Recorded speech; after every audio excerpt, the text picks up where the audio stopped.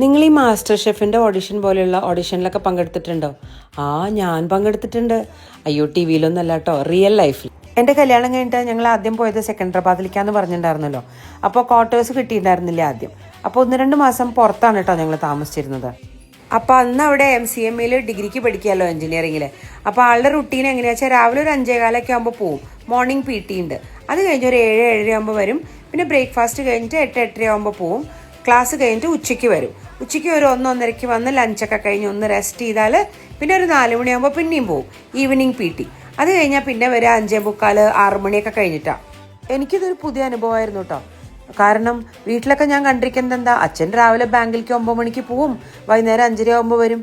ഇത് പോണു വരുന്നു.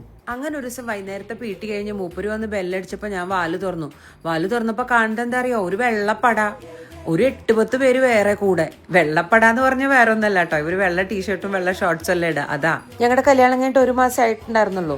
അപ്പോൾ ഇവിടേക്ക് സെക്കൻഡറാബാദിലേക്ക് വന്നിട്ടും 15 ദിവസം ആയിട്ടുണ്ടായിരുന്നുള്ളൂ. അപ്പോൾ കോഴ്സ് മേറ്റ്സ് എല്ലാവരും കൂടി PT കഴിഞ്ഞപ്പോൾ എന്നെ കാണാൻ വന്നതാ. മാരീഡ് ലൈഫ് സ്റ്റാർട്ട് ആവണല്ലേ ഉള്ളൂ. അതുകൊണ്ട് ഞങ്ങളുടെ അടുത്ത് അധികം ഫർണിച്ചറൊന്നും ഉണ്ടായിരുന്നില്ല കേട്ടോ.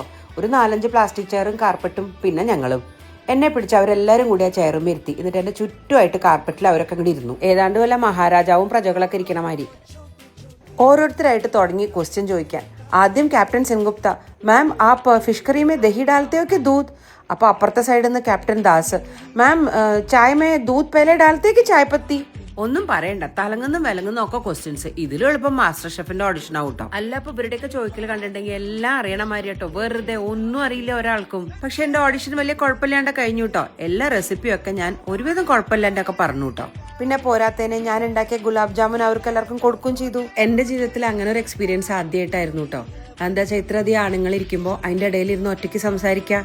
പക്ഷെ സത്യം പറഞ്ഞാൽ അതൊരു ഐസ് ബ്രേക്കർ സെഷൻ ആയിരുന്നു. ശരിക്കും പറഞ്ഞാൽ അവരുടെ അന്നത്തെ ആ സന്ദർശനം എന്റെ മനസ്സിലുള്ള പല ആശങ്കകളും മാറ്റിയെടുത്തു എന്ന് തന്നെ പറയാട്ടോ. അവരുടെ ആ കുസൃതി നിറഞ്ഞ ചോദ്യോത്തരങ്ങളിലൂടെയും തമാശകളിലൂടെയും അവര് ആർമി എന്ന വലിയ കുടുംബത്തിലേക്ക് എന്നെ സ്വാഗതം ചെയ്യായിരുന്നു എന്ന് എനിക്ക് മനസ്സിലായി. ഇതിന്റെ ഇടയ്ക്ക് നമ്മുടെ നായകൻ എന്ത് ചെയ്യായിരുന്നു എന്നാവൂല്ലേ നിങ്ങൾ ആലോചിക്കിട്ടാവാ? അത് വേറൊന്നല്ല, നായകന് വായ തുറക്കാൻ പോലുള്ള അവസരം അവര് കൊടുത്തില്ല കേട്ടോ. അതാണ്ടായേ. അതിന്റെ പിറ്റേ ദിവസം തന്നെ അവരെല്ലാവരും കൂടി ഞങ്ങളെ പുറത്ത് ഡിന്നറിനൊക്കെ കൊണ്ടുപോയിട്ടോ. ഇതുപോലെയുള്ള ഇൻട്രസ്റ്റിംഗ് ആയിട്ടുള്ള ഇൻസിഡൻസ് നിങ്ങളുടെ ജീവിതത്തിൽ ഉണ്ടായിട്ടുണ്ടോ? ഉണ്ടെങ്കിൽ ഷെയർ ചെയ്യൂ, കേൾക്കട്ടെ.